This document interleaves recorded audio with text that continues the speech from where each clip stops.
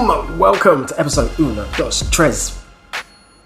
Episode number 4 of the Sales Superstar podcast. My name is Dr. Dre, but actually without the Dr. part. Super pumped about today. So I've got one of my best mates, Marcus Blenkhorn. So I met Marcus several years ago when he was a DJ at the Met nightclub in Brisbane, and just seeing that growth, it's like the hero's journey to being the number one sales guy in Australia for a global logistics company. He's won award after award and just set record after record. And you'll, oh man, I can't wait until you hear what he's achieved. It's absolutely brilliant. So he's driven, he's motivated, he's disciplined, and I see him as just a true entrepreneur and a true hustler. So before we get into the show, if you are looking for any coaching or any help to get into your next position, that's what me and my team do. So we help everyone. However, my sweet spot is helping sales professionals, because that's my background in recruitment and sales. So we help you to communicate your value, articulate your skills, your knowledge, your experience, and your achievements. So when you walk into that interview, you're confident, you're certain, and you just hit it out. Massive welcome to my main man, Marcus. How are you, bro? Good, mate. Very well. Thanks for the intro. Very appreciated, and I hope you're doing well as well. Yeah, looking forward to this podcast, man. I've been watching some of your content, and it's really exciting. So, congratulations. Yeah, I appreciate it, bro. All right, let's get straight into it. Can you give us an overview about yourself, your career, and your sales journey? Yeah. So I think for me, mate, sales. Yeah, I guess I started in sales. I won't go too far back, but I started my own lawn mowing business at the age of 13, sort of hustling clients where my grandma lived, and would, door knock and sort of get new clients on board and mow their lawn. And it sort of snowballed from there. Moved away to Brisbane. Absolutely love Brisbane, by the way. And yeah, I was a sort of a personal trainer for 4 years. And I think being a personal trainer really teaches you some key things that you can roll into your sales career, which is time management, how to relate to people, and how to sort of adapt your approach a little bit to meet different, clients' needs and stuff like that as well. So yeah, being a PT was really great. And I did that for 4 years. And then I moved into working for a global logistics company. I sort of remember going for the role. I just wanted to change. I love being a PT, but what I found was I'd train my clients in the morning and train the clients in the evening, and that there was always this sort of space in the middle of the day, and I just wanted to fill that with something. So I went for a sales role at this at this company, and I didn't get the job. The interview took 3 hours, the longest interview I've ever been in. A lot of phone role playing. I had no idea it's a logistics company, right? So I had no idea about freight or logistics. So yeah. I was sort of just winging it. And yeah, interview ended. I ended up doing 4 role plays. So it was really, really interesting. And they said, look, unfortunately, you haven't been successful. This is a couple of days later. However, we do think that you have potential. So we'd like to offer you this sort of like a lead hunting role, like a phone-based role where you pick up the phone and you're hunting for leads. So cold calling, just smashing the phones. And that was really my first introduction to that kind of sales. And once I started working for the company, it's a great company. It's one of the biggest logistics companies in the world. And I seen that there was a lot of potential for career progression. And I knew that if you get results in this company, you get rewarded and you get looked after. And I knew that I'm not the best salesperson, but there is one thing that I can commend myself with, and that is my work ethic. So I thought, if I want to become great, I have to be the first one in the office every morning and the last one to leave. So for a good sort of 8 months, I was the first one in, the last one to leave. I remember the cleaners coming up after hours saying, mate, we're about to lock up. You should probably go now. It's outside business hours. I don't think customers are, what I mean? And this is coming from a cleaner. So, but it paid off because, the company policy back then was, you have to be in the role for 12 months or more before you get promoted. So the role come up that I wanted, and it was a telesales role where you managed a portfolio of customers, and you give them a budget every year and you got to grow it. You still got to do a lot of cold calling and stuff like that. And I remember walking into the interview, and the manager at the time, she said she'll never forget it. So I walked into the interview, full confidence. I backed my abilities. I backed my results, because within that 8-month period, I was getting more leads than anyone else. I was making, I think the KPI was 40 calls a day. I was doing like 60.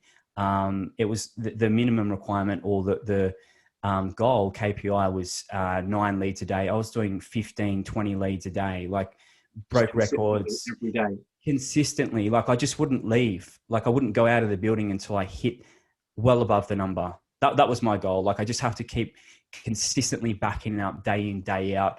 And you do that through numbers. Like you just keep dialing, put in the effort, put in the work, and eventually it will pay off. And initially I was pretty, wasn't that great, like I'd pick up the phone and I'd be a little bit nervous. I didn't know what to say. And sooner or later you figure it out. You figure out like, what's the hook? How do you get them in? How do you get them interested? And how do you get them, give them a free bit of value that may give them a bit of interest to listen to you for a little bit more. And if today's not a good time to talk, well, okay, I'll call you tomorrow at 12 noon. Is that a good time? Or schedule in a time that would suit them. And it started to work. So back on the interview, walked in, and basically I had a clipboard, slid it across the table, all my results in there. I said, this is why you should employ me for the job. And they just opened up the clipboard. They loved it. They said they hadn't seen anything like that before. And I wanted it to be a little bit different. I'm like, well, look, let my results do the talking. Like I've come here 8 months, and luckily I got the role. So within the first 12 months after that role, I built like the most new business anyone had built, and consistently, getting high results. The second year in the role, I won every single award in Australia, and I was recognized in the top 100 reps in the world. And that was, a big sales accolade, because there's only allocated 2 spots for Oceania, or Australia, actually, Australia and New Zealand. So I was very lucky and fortunate to be in the top 100 in the world. So, Awesome, man. Like thanks, man. I appreciate that. So from there, I thought, I really see myself as advancing my career and going through that channel and staying with the company, because it is a great company. Another sales role come up, and this was a more of a business development kind of management role, out on the road, meeting customers face to face. And that was in Melbourne, where I am at the moment. And, I wanted that role. And remember, there was a lot of experienced people going for the role, and it was very, very challenging. Went through 3 rounds of interviews. It took 3 months for them to sort of make the decision, but luckily enough, they gave me the chance. And within the first 12 months of being promoted down here, which again was quite challenging, moving to a new city, you don't know anyone, it's all new. Within the first 12 months, I knew that what I had to do was just replicate what I've done in the past, which was just put in, Grant Cardone says 10x everything. So, if someone's doing, 6 customer visits a day, I'm going to try and do 10. Or if someone's doing, 20 customers a day making calls, I'm going to do, 40 or 50. Or you just had to hustle, man. Like just put in more work than anyone else, and sort of see what the competition out there is doing, and just 10x it basically. And it worked. So the first 12 months, I won, field salesperson of the year. The target for new business is about 350,000. I build 920,000. So 3 times. So it works. You just put in the work, put in the effort. And if you don't have the confidence, or you don't have the sales abilities, or the so-called skills, it comes over time. And, everyone's a salesperson, man. Like, It doesn't matter what industry you're in, you've always got to try and either sell your product or your service offering or yourself in the market. And the more that you can effectively communicate, that's one big thing that I sort of continuously improve on, is how do you effectively communicate to people to get the most out of what you're trying to sell. Yeah. So that's sort of it, in a nutshell, what's going on. Yeah. What I've been doing. So, all right. So tell me, like, your drive and your motivation, like, where does that come from? Because there was other people, like, because you've moved through the rank, there's other people that were doing the same job, but there's something different about you. Because it's so hard. Like, you started from the bottom and you've just had that drive and motivation. You would have had rejection. You would have had to be like resilient. So what do you think? What do you think it is, or where does it come from? Yeah, I think for me, the main driver was my family growing up. We didn't have a great deal of money. So the one thing that I always remember was, money being a problem.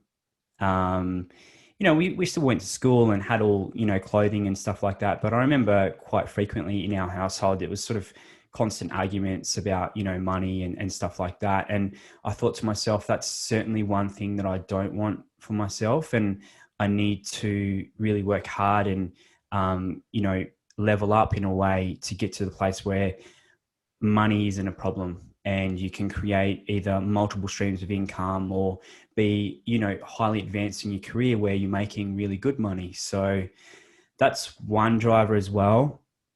And also from the age of, say, 18 right through to about 23, I did have like an alcohol problem. I was drinking every weekend, going out, Thursday, Friday, Saturday, Sunday was, drinking basically. So that me moving away from Tasmania initially to be a personal trainer to Brisbane was really just to escape that lifestyle and get away from that environment. And I guess deep down, I really wanted to prove not only to myself, but to my family that I could be someone and I can create wealth and the life that I want. So there's a couple of really underlying drivers there that really push me. But I think they're probably the top two for sure. So was that a decision that you made yourself, or was there a bit of influence? Did someone say, look, I'll go to Brisbane, try that? Or were you thinking, Brisbane's like a place that I'd like to... No, that was my decision. Actually, I remember back then, I actually just got offered a full-time job in a paint store, mixing paint. And I'll never forget it. My mum said, look, you should go for it. This was just after the GFC. She said, you should go for it. It's a great opportunity. You can earn $40,000 a year. And it's a full-time job. They're really hard to come by. So, and I had a lot of criticism and a lot of hate. People were saying, and it's quite hard. Like when you try and change and get out of your environment, people try and hold you back. And that's coming from some family as well. And it also come from a place of caring. So, some of my family was like, you're going to go up there, you're not going to be around friends and family, you don't know anyone, and you're just going to do what you're doing down here, which is going out drinking every weekend. So, valid point. It come from a place of concern, but in my mind, it was like, I'm going to do everything I can to get away from this. And one of those things was to move as far away as possible to a place where I didn't know anyone, to start a fresh life and build the life that I want to do, and become the person that I want to become. And when I did move away, I didn't touch alcohol for a good, I think, 18 months to 2 years. So it was just purely study. And, I was working 4 or 5 jobs at one stage to pay off all the debt that I'd racked up back in Tasmania. So, that was some of probably the challenging times. And then luckily through consistent effort and just pushing and changing who I was, it all paid off in the end. So, yeah. So I remember when we used to go out, you would never either drink or you had I don't know, maybe a little bit, but you were so sort of disciplined because you were training, you were into gym, PTing. But I've got to say, you are a true hustler. So true hustler, entrepreneur. You work so bloody hard. Thanks, mate. Appreciate that. And yeah, again, it comes back down to what's important to you. And, going out with friends and drinking and stuff, it's great. You have a good time, but you can sort of tweak it a bit to work in your favor. You can still go out and have a good time. You don't have to write yourself off, and you don't have to get, overly intoxicated.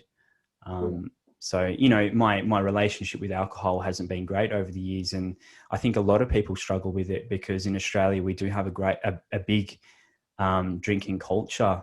And it's not just go out, have a couple of drinks. It's go out and absolutely write yourself off, suffer from short-term memory loss, liver problems.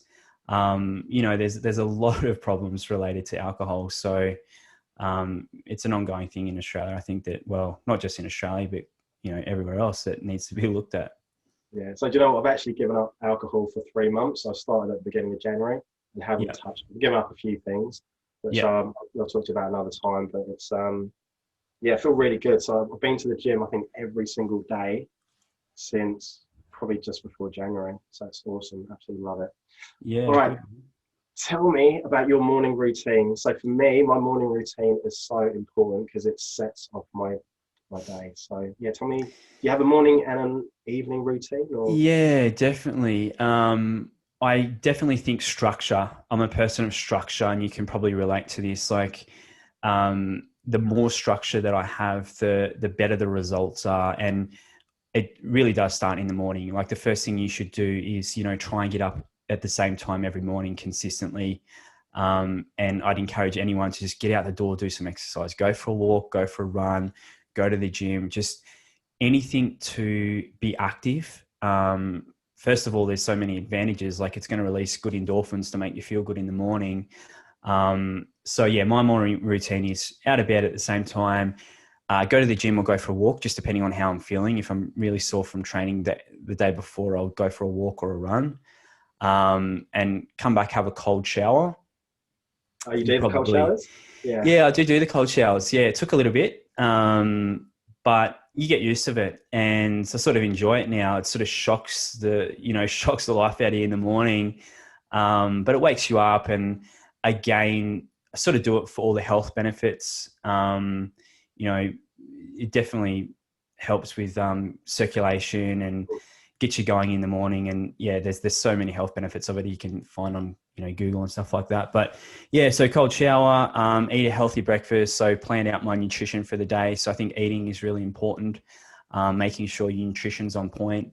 And again, it's sort of about educating yourself on like how many calories you need for your body type, and then fueling your body with the right nutrients so you can perform at a high level. So that's really my morning structure. Get up, go for a, exercise, cold shower.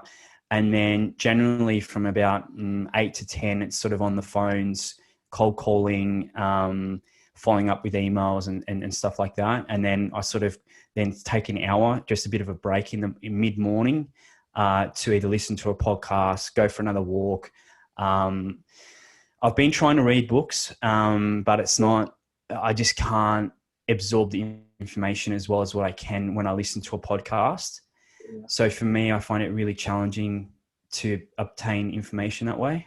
Is it a time thing? So for me, I find like reading a book, it takes a lot of time, even though I've set out, like an hour every day in the morning to do that.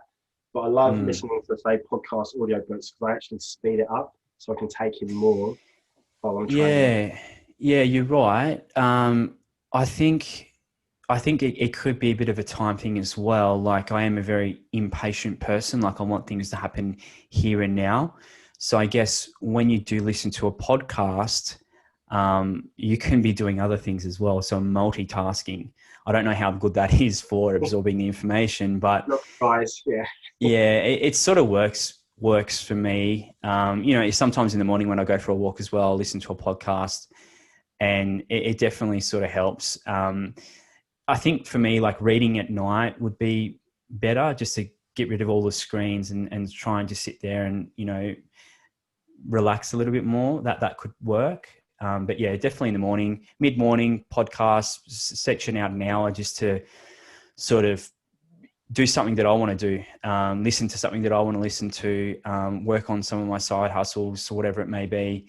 And then sort of now I'm back on, emails and calling and customers and stuff like that. So, and that goes right through to about 6. So, and then from 6 to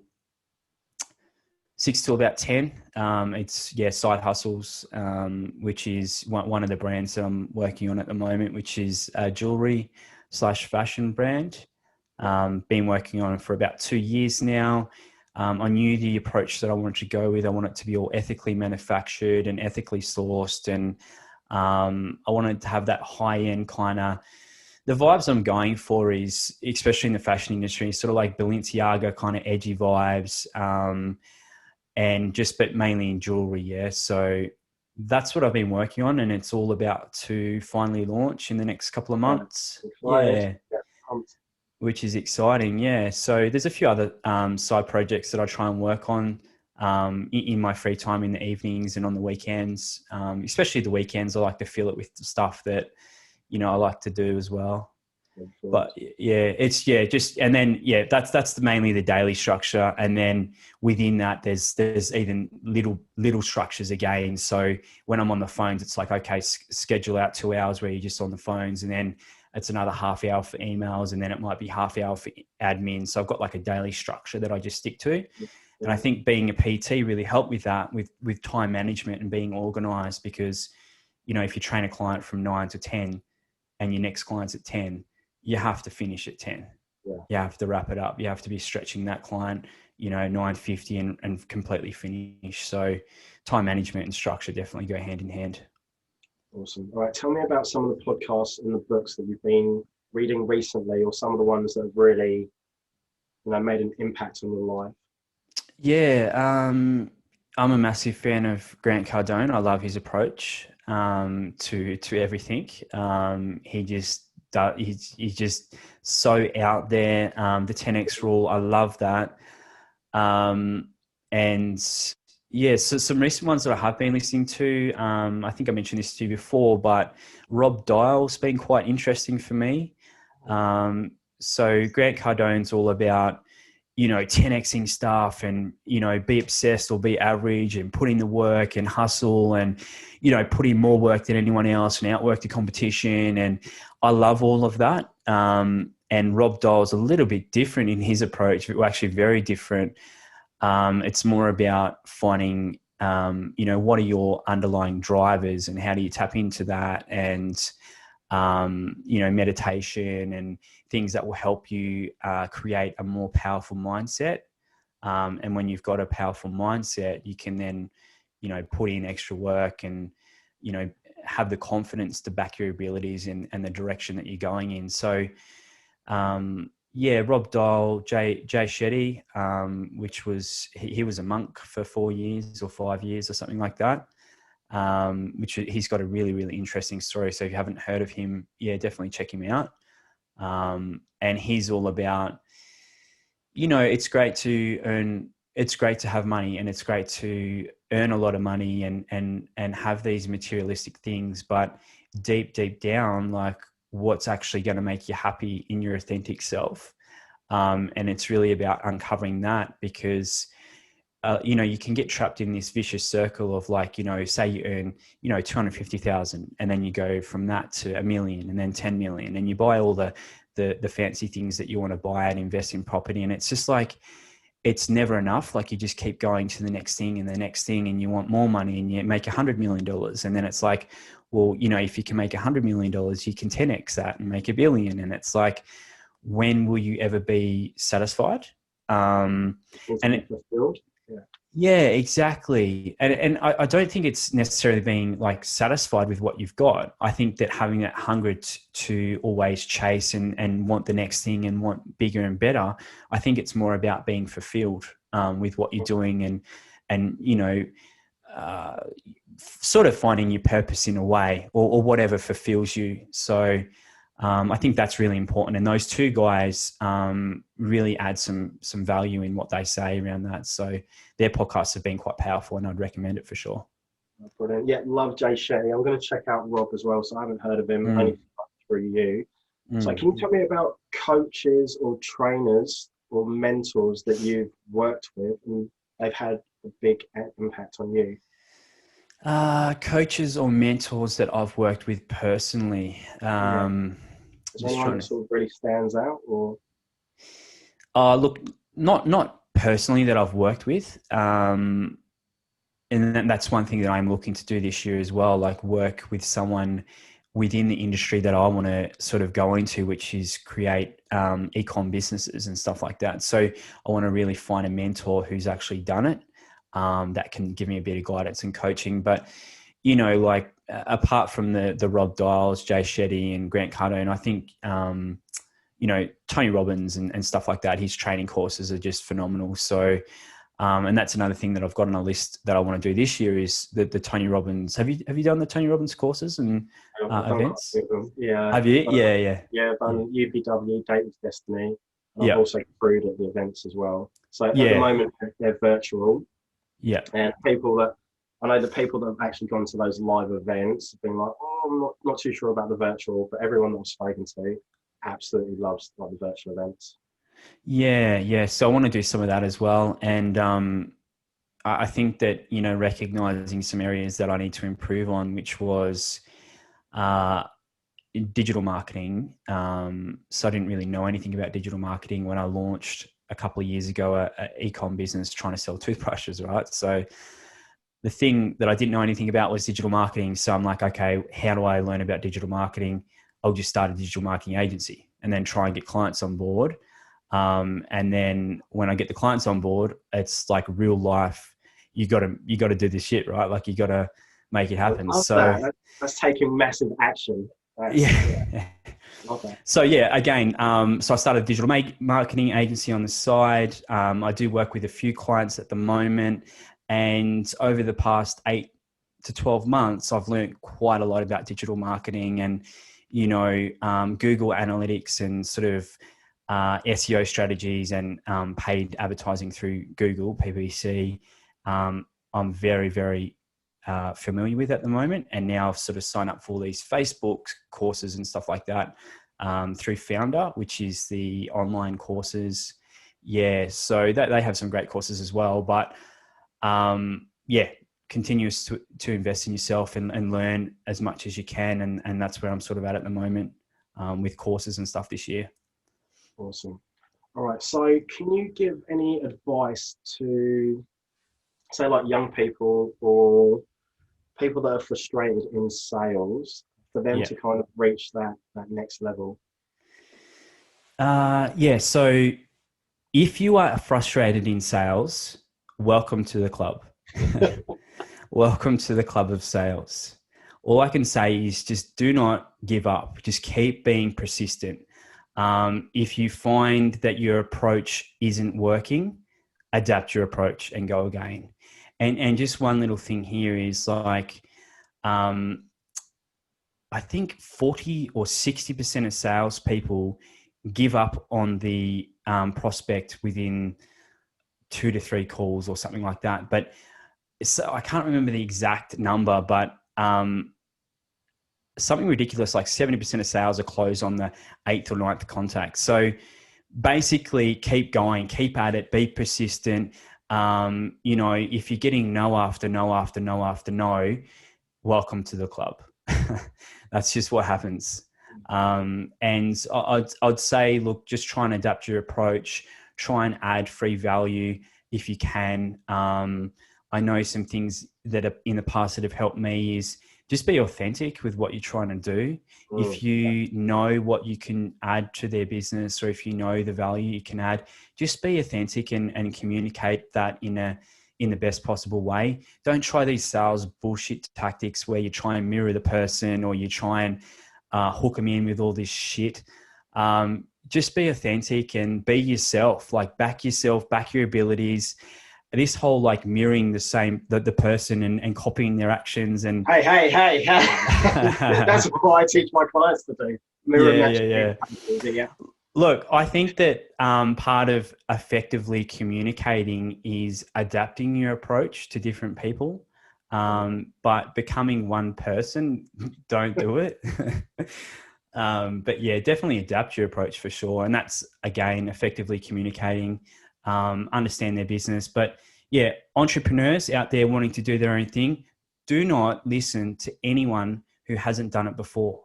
You're going to get a lot of hate. You're going to get a lot of people saying, you know, why are you doing this? This is unachievable. Do not listen to a fucking word they say. Go out there and do it. If you want to make something happen, put in the work and back your abilities and make it happen. For sure. Fucking love that. Love it. Yeah. All right. So what's next for you, and how do people get hold of you if they want to reach out? Yeah. So next for me is the side hustles that I'm doing at the moment. So the jewelry brand / fashion brand, which will launch in 3 to 4 months time. Everything's being manufactured at the moment. So that'll be a side hustle. I am working with a small group of like online e-commerce brands to help them with their digital marketing, mainly Google, which is my strongest point, which is SEO, PPC strategy, and soon to be Facebook and Instagram marketing, which will become my strong point in the next probably 3 to 4 months. So they're the side things that I'm working on. My career, I keep pushing, and, you know, obviously my career is very important to me because it gives me the funds and the money, the money to build and back and invest in these side hustles. So by all means, if you need any advice on digital marketing or sales or anything like that, hit me up on Instagram, which is my main channel at the moment. And it's Marcus Blenkhorn, which I'm sure you'll put the links in the thing when you share this. Yeah. And are you still winning like awards every year? Because like whenever I go on social media, it's like, oh, another award. Yeah. So this year, luckily this year, I mean, it's been a pretty unprecedented year. I mean, it's been very, very hard on a lot of industries. A lot of people have lost their jobs. So I guess I'm sort of grateful to have a job. And this year's been quite busy as well. So this year, as I mentioned to you before, the new business goal for the company that I work for is about $350,000 of new business. I've been chasing $1 million for 4 years. I just like always wanted to build $1 million. I've been chasing it because no one's done it, man. Like, and I just knew that 1 million new business is big and it's a big milestone. So I've been chasing it. And this year I built 2.5 million. So what? Yeah. So I That's absolutely huge, smashed bro. it. Yeah. Biggest year I've ever had. So, And you were chasing a mil. I was chasing a mil. Yeah. You got 2.5 mil.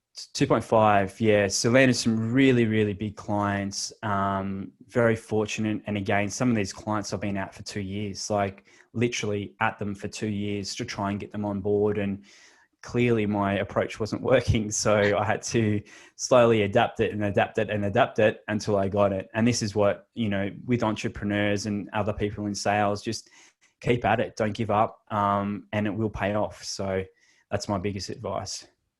All right, brilliant. All right. So last question. Is there anything that you'd like to say to the audience before we go? Like anything at all? Look, I hope that you can take some value out of what we've talked about today. And as I said, like, you know, stay tuned into your content. Dr. Dre's rolling out some hot content at the moment. Give me a follow at Instagram. And as I said, look, if you need any advice, happy to give you free advice.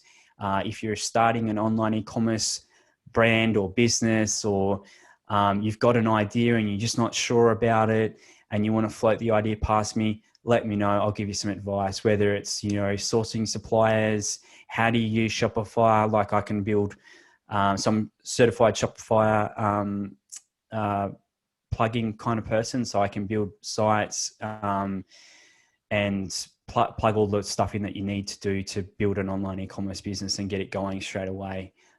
So yeah, anything that you need help with, just reach out and I'll try and add some value. Well, I just want to say a massive thank you, bro. You've been like awesome, just dropping bombs. Appreciate it. Thanks, mate. Appreciate your time. Boom! How good was that? Yeah, I know. So what I love about Marcus is that even though he's very successful, he's one of the kindest, caring, and genuine people that you ever meet, and he wants to help. He wants to help people. So my key takeaways are: if you're frustrated by sales, welcome to the club. That is what happens. So you're going to be getting no after no after no after no, and all you need to do is just change your approach and then just make those tweaks. Your sales pitch will come the more and more that you practice it, and you'll get a feeling of what you need to say. So persistence, you need to be persistent. So two of his biggest clients that he had a target of say $350,000 for the year, and he was trying to crack that mill, and he got to, and I think he's on like 2.5 mil, which is huge, and he's won award after award after award. It took him, so two of his biggest clients, it took him 2 years of follow-up. So most salespeople will give up. I believe it's like 50% will give up after that very first phone call. So follow-up is absolutely key. Some books that he recommended is Uncle G, so Grant Cardone. So check his podcast out and also check his books. He mentioned Rob Dahl, which I haven't actually heard of. I've only heard of from Marcus. I'm going to make sure that I look into that. And Jay Shetty, love Jay Shetty. So if you want to help with your passion or your purpose, then Jay Shetty is the man.